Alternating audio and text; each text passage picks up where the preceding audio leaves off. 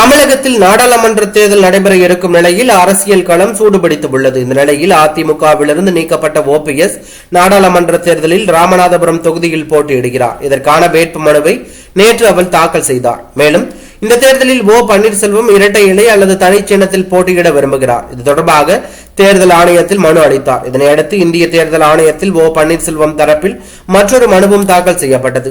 இதனையடுத்து ஓ பன்னீர்செல்வம் தரப்பில் அவரது ஆதரவாளரான புகழேந்தி தாக்கல் செய்துள்ள மனுவில் இரட்டை இலை சின்னத்தை முடக்க வேண்டும் என்று தெரிவிக்கப்பட்டது. இதுகுறித்து தேர்தல் ஆணையம் தெரிவித்துள்ளது.